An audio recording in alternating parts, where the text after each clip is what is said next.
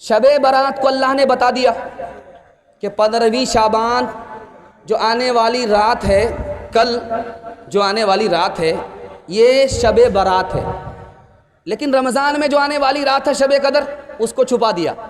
شب برات کو بتا دیا اور شب قدر کو چھپا دیا، کسی کو چھپایا اور کسی کو ظاہر کر دیا۔ ہولی بھی ساتھ میں ہے، ماریے گولی ہولی کو، ذرا دھیان رکھیے۔ ہولی ہے، ان کو اپنا تہوار مبارک، شب برات ہے، ہم کو اپنا تہوار مبارک۔ خیر ذرا دھیان رکھیے گا، آپ کو سنانے کے لیے جا رہا ہوں۔ شب برات کو اللہ نے ظاہر کیا اور شب قدر کو اللہ نے چھپا دیا۔ اس کو چھپایا، اس کو ظاہر کیا، یہ راز بتا رہا ہوں۔ شب قدر کو اس لیے چھپایا تاکہ لوگ اسی پر بھروسہ کر کے نہ رہ جائیں، اس لیے چھپایا۔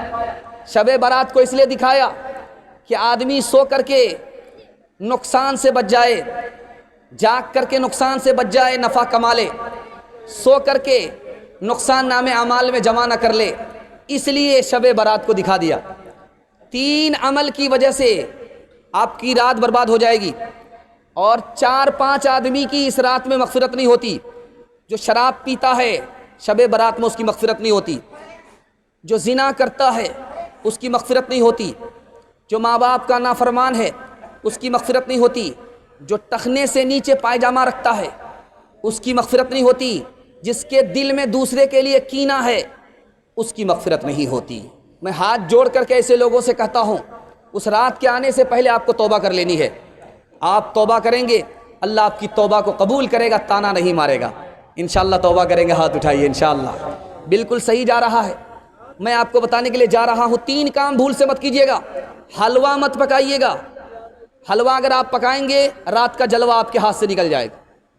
حلوہ اگر آپ نے پکایا، حلوہ کھا لیا تو حلوہ ثقیل غذا ہے، جب پیٹ میں پہنچتی ہے تو نیند آتی ہے۔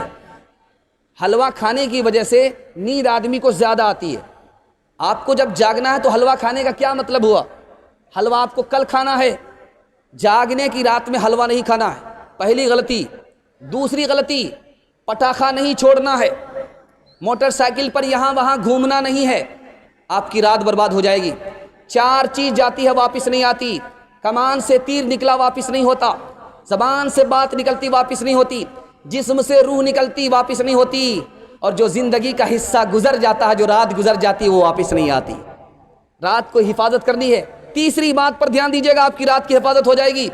شیطان آپ سے کہے گا کہ ابھی تو رات بہت بڑی ہے، شروع میں سو جاؤ، رات کے 12 بجے اٹھنا، رات کے 2 بجے اٹھنا۔ آپ کو 2 بجے بھی سلا دیا، ادھر سے بھی آپ گئے ادھر سے بھی گئے، شیطان کے دھوکے میں نہیں آنا۔ آپ کو صرف 3 کام کرنا ہے، انشاءاللہ کریں گے، ہاتھ اٹھائیے۔ ایصال ثواب کرنا ہے مرحوم کے لیے، دعا کیجئے، صدقہ خیرات کیجئے، قرآن پڑھیے، نفل نماز پڑھیے، نفل روزہ رکھیے اور دعا درود کیجئے، قرآن پڑھیے، صدقہ خیرات کیجئے، اپنے مردوں کے لیے کچھ کیجئے تاکہ زندہ آپ کے لیے بھی کچھ کریں گے۔ دوسری بات آپ کو کرنی ہے، رات میں جاگ کر کے عبادت کرنی ہے، جس میں آپ کا دل لگے، نماز میں دل لگے نماز پڑھیے گا، اور آپ کی تلاوت میں دل لگے تلاوت کیجیے گا، تسبیح میں دل لگے، جس میں دل لگے وہ کام کیجیے، تلاوت میں، تسبیح میں، نماز میں دل لگائیے۔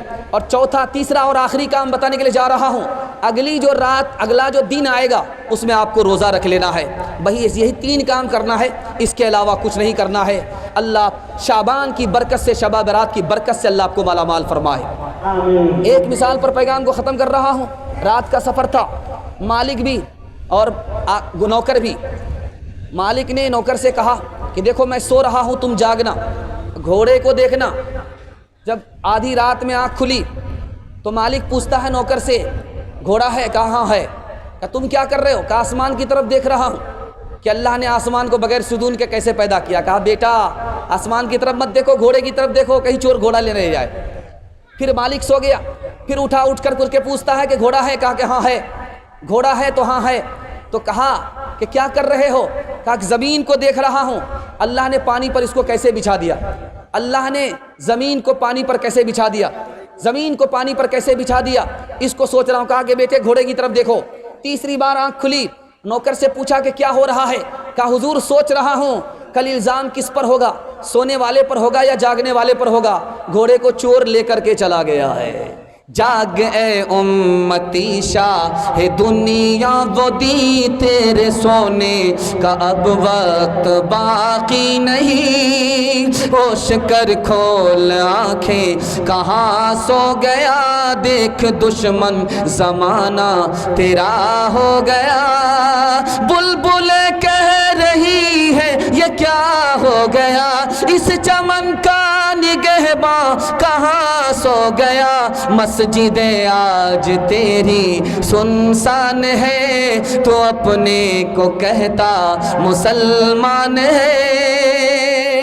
آپ ہمارے میزبان ہیں، میں آپ کا مہمان ہوں، میزبانی کا حق یہ ہے کہ میں آپ سے وعدہ لوں، اس وعدے کو آپ پورا کر دیں۔ مدرسہ ہے، مدرسہ 3 راستوں سے چلتا ہے۔